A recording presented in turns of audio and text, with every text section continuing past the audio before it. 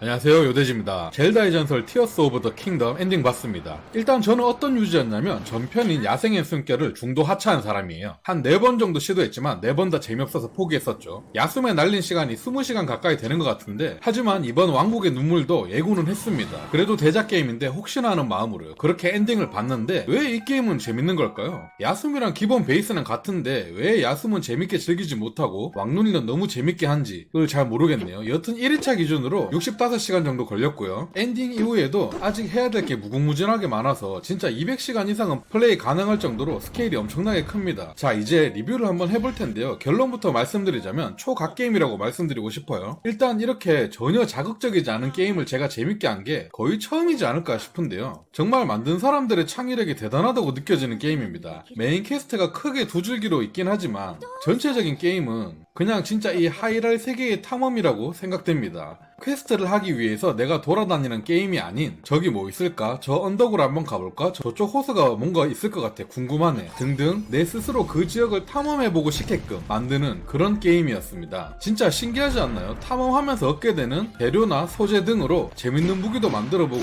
맛있는 음식도 만들고 그리고 전투 방식도 완전 내 취향대로 기계 조립하는 것도 내 취향대로 자유도 높은 게임을 잘 못하는 저로서도 너무나도 재밌게 즐긴 게임인 것 같습니다. 전작에 비해서 사당도 엄청 길이가 짜게끔 되어 있어서 막 지루하게 사당 도는 느낌도 안 나서 좋았고요. 머리만 잘 굴러가면 아주 빠르게 클리어 가능해서 좋았습니다. 물론 전 머리가 나빠서 한참 걸린 사당도 좀 많았어요. 여튼 사당의 길이는 전부 엄청 짧다는 겁니다. 거기에 엘든링처럼 거대한 지하상기가 존재하고 심지어 추가로 하늘세계도 존재하는데 엄청 신비롭고도 좋았습니다. 그 하늘과 지하의 표현도 너무나도 좋았고요. 그리고 제가 예전에 이런 말들을 들은 것 같은데 젤다는 스토리 게임이 아니다. 그냥 레고 만지듯이 가지고 노는 게임이다 라고 들었었는데 전 그렇게 말하길래 스토리는 거의 없는 게임인 줄 알았거든요. 와, 근데 용의 눈물 퀘스트까지 다 클리어하고 엔딩까지 보는데 뭐지? 했습니다. 아니, 스토리가 너무 심하게 좋은 거예요. 스포가 될 수 있어서 스토리에 대한 언급은 일절하지 않겠지만 제가 나이 먹고 JRPG 스토리가 다 구리거나 유치해서 아, 내가 이제 늙었구나, 이제 이런 내용들은 재미를 못 느끼는 그런 나이가 되었구나 생각했는데 그게 아니었습니다. 그냥 요즘 JRPG가 스토리를 못 만드는 거였어요. 왕눈이는 스토리가 진짜 개 좋았습니다. 너무 좋았어요. 거기에 엔딩까지 완벽했기 때문에 최근 몇 년간 본 엔딩 중에서 가장 완벽하고 마음에 들었습니다. 개인적으로 닌텐도가 없는 분들도 이 게임 하나만을 위해서 닌텐도를 구매하신다고 해도 절대 후회가 없는 그런 게임이라고 생각되고요. 심지어 야숨이 노잼이라 못했던 저 같은 사람도 그렇게 느끼는 수준이니까요. 정말 그만큼 재밌단 소리죠.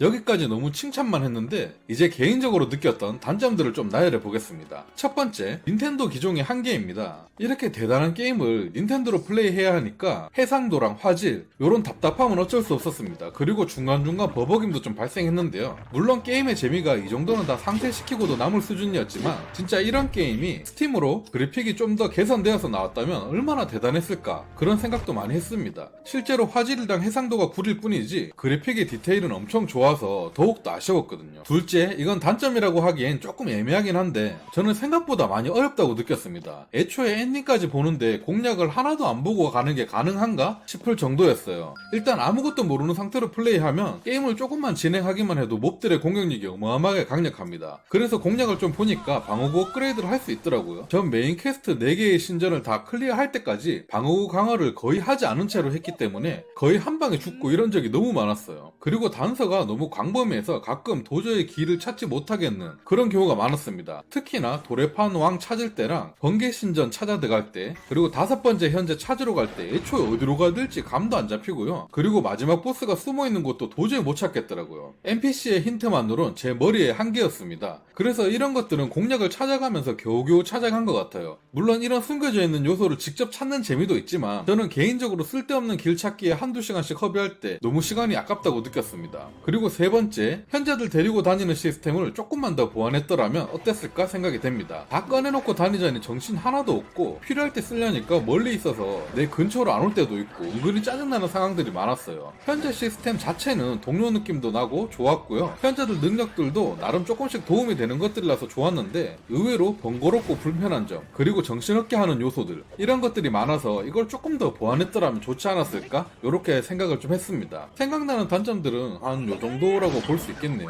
진짜 열흘간 너무 즐겁게 게임 플레이를 해서 진짜 행복한 수준으로 좋았고요. 엔딩을 봤지만 6월에 디아블로가 나오기 전까지는 할 게임이 없어서 젤다 남은 요소들 가지고 놀면서 시간을 보낼 것 같아요. 진짜 저처럼 집에서 게임만 하는 유저가 아니고 직장 다니면서 저녁에 조금씩 게임을 즐기시는 분들이라면 아마 젤다 게임 하나만으로도 1년 이상 재밌게 놀 수 있을 것 같은 그런 게임이거든요. 아참, 그리고 꼭 마지막 보스 잡기 전에 4개의 입양 퀘스트와 더불어서 왕의 눈물 퀘스트까지 꼭 다 끝내고 마지막 보스를 잡으시길 추천드립니다. 4개의 입양 퀘스트는 게임을 플레이하기 위한 퀘스트라면 왕의 눈물은 스토리를 보고 이해하는 그런 퀘스트이기 때문에 2개 다 클리어한 다음에 막보를 잡아야만 훨씬 더 게임에 몰입이 잘 되고 더 재밌게 즐길 수 있지 않을까 생각됩니다. 엔딩의 여운이 많이 남는 게임이었고요. 여튼 젤다 왕눈 엔딩 리뷰는 여기까지 하도록 하겠습니다. 정말 각 게임이니 기회가 된다면 한번 꼭 플레이 해보시길 적극 추천드립니다. 구독, 좋아요 부탁드리고요. 감사합니다.